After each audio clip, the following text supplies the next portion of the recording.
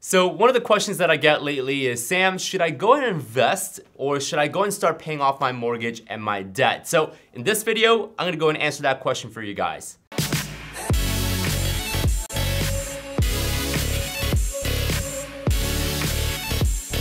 Hey, what's going on everyone? This is Sam Kwak, one of the Kwak brothers, real estate investor, entrepreneur. And in this video, I'm gonna go and answer that question of, should I go and invest or should I go ahead and pay off my mortgage? And it's certainly a good question, mainly because both pose a great opportunity and both have pros and cons. Now, my short answer is it depends. And to understand my really long answer, we have to first understand how the economy works and what the economic cycle does. So I'm gonna use my whiteboard here to give you guys an illustration. I'm a visual person, so I prefer to put things on a board and really show you guys the visual side of things. So what I'm about to draw is a curve that really indicates what the economy usually does. Now, right now, at the time of us filming this video, 2019, right now what we're experiencing is an economic boom. I believe the economy is doing really, really well right now. GDP is really high, which GDP stands for gross domestic product, really measures how much production that our country creates, and it really measures the economic strength. Now, GDP is really high, unemployment is really low, meaning a lot of us have jobs, wages are going up, and things are doing very well. And when things are doing very well, usually, not all the time, prices of asset tends to go up. So price of home goes up, price of stocks go up, and a lot of different investment vehicles, the prices tend to go up in the boom market. So we're gonna call this the boom market. Wall Street likes to call it the bull market. And fun fact, they call it the bull market because bulls attack using their horn going upward, an upswing. And a bear market, which is the opposite, bears like to claw downwards. That's why they call it the bull and the bear market. I know it's a really weird and funny way to describe what the economy is doing, but right now in 2019, we're in a boom market. That could all change next year, in a few months, few weeks, or even tomorrow, for all we know. So the market's doing really well. Boom market, bull market, however you want to call it, economy's doing really well. And of course, we got the other side, when the economy is doing not so well, we like to call this the recession. This is the bear market, okay? Now, during a boom market, like I said, the prices of assets tends to go up. Now, when the wages are going up, when things are heated and things are excited, all of us feel that temptation of jumping into investing and buying assets, buying stocks, buying real estate because things are heated. This is what happened in 2005, 2006, and 2007, mainly because, again, the economy was doing really, really well, and we were recovering from 2001, a little minor correction that we had from the World Trade Center. 2005, 2006, we were doing really, really well. Everyone was buying real estate, and of course, it had to do with how financing worked, but things were really excited. Everyone was wanting to get into real estate, and that was one of the issues. People were buying in a boom market when the prices were really, really, really high, right? Because they were hearing that their uncle bought a real estate, their sister bought real estate, now they're wanting to get into real estate too. So a lot of the prices are high, okay? Now, Daniel and I truly believe that our philosophy is during a market boom, when the economy is doing really, really, really well, it's better for you to start investing your access into actually paying down your debt as much as possible. This is one of the reasons, if you actually study what Warren Buffett's doing right now, Warren Buffett is accumulating as much cash as possible, which signals that a lot of these major players are getting ready for the recession. They're trying to weather the storm. And usually, if you ever read the book called Built to Last by Jim Collins, which I highly recommend, you guys should all buy that book and read it. Jim Collins studies these companies that survive different recessions and different challenging times. And one of the differences that makes a successful company and a not so successful company through the recession is how much does the company have in excess of cash. You know, are they prepared? Do they have too much debt? Are they over leveraged? And this is especially true on the individual level as well, right? For us individual, I know we're not companies, we're not big businesses, but we have to start understanding finances in terms of what these big companies are doing to prepare for the recession. And what they're doing is during an economic boom, they're trying to hoard as much cash as possible so that they can weather the storm and make it through the challenging times. And another reason why they collect as much cash as possible is because price of asset is cheap during recession. So accumulate as much cash as possible, save up cash, and pay off debt during I'm spelling debt wrong.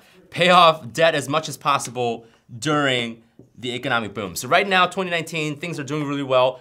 Great time to pay off debt. Now, I have to say, it doesn't mean that there aren't any opportunities to invest. There are opportunities to invest. It's just there are less opportunities for you to invest versus the recession. And one of the big reasons why I say that is, again, the price of the asset is really, really high. When you do decide to buy, when the prices are really high, you have to really justify, are you gonna be able to make money on that asset long term? So in summary, on the boom side, when the economy is doing really well, save up as much cash as possible, pay off your debt, stay liquid, and be willing to sacrifice and sort of downsize your expenses. Don't go off and buy a new TV. Don't go off buying a new boat just because you got a bonus check or whatever. Use that money wisely to save up and to pay off debt as much as possible. Now, when the recession hits, when we're on a downward curve, and you're gonna start to hear this soon, interest rates are gonna start to go down to try to defend what's gonna happen in terms of recession. I mean, we're not gonna get into this topic in this video, but we can talk about monetary policy in another video. But you're gonna start to see signs of recession happening. Higher rates of default, meaning more and more people aren't being able to pay off their debt. Of course, the debt they've accumulated during the boom, which isn't wise. You're gonna see a lot of these headlines on news of bad news. Now, when that starts to happen, don't just go off start buying right away. There's usually a falling and also a flat out period when things start to level off and the curve has sort of stopped. Now, this is the best time to start investing and expanding and buying as much as you can. Okay, so I'm gonna draw a little line. Okay, this side I'm gonna put invest, and this side I'm gonna put pay off. So once you cross this line, I believe my general philosophy is to buy as much as possible. Okay, buy rental properties, and of course, buy wisely. You don't want to just buy any junk. You want to buy assets that are truly profitable, and it gives you the most amount of return possible. So great time to buy stocks. Great time to buy real estate, which is something that we are a big fan of.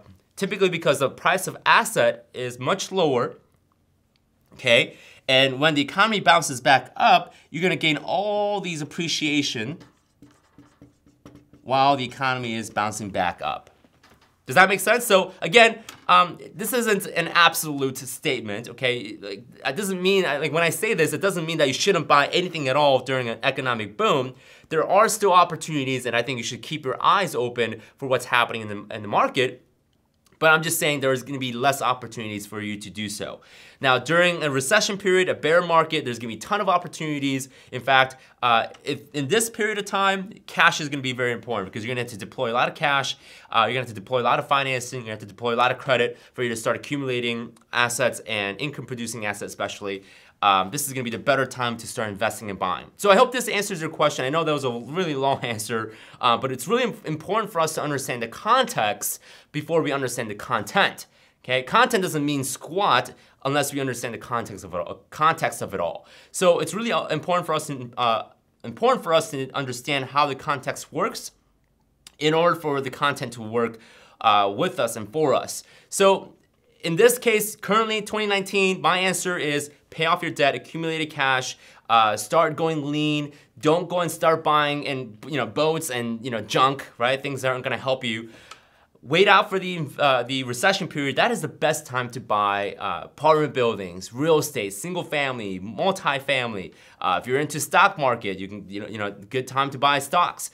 So that's my long answer. My short answer is depends on the economy. If we're talking about right now at this given moment, good time to pay off. Now, the next video that you guys should definitely check out is how to buy real estate without using your own money or credit. The best time to prepare yourself for the recession, or the best thing to do to prepare for the recession, is to start educating yourself and accumulating knowledge as to what you are gonna do during the recession. So go and click on this video right here, which is gonna be a video about how to buy rental properties without using your own money or credit. It's possible, yes, I've done it, so I'm gonna show you guys how it's possible. Go and watch that video. I'll see you guys in that video, and we'll show you some more tips and tricks.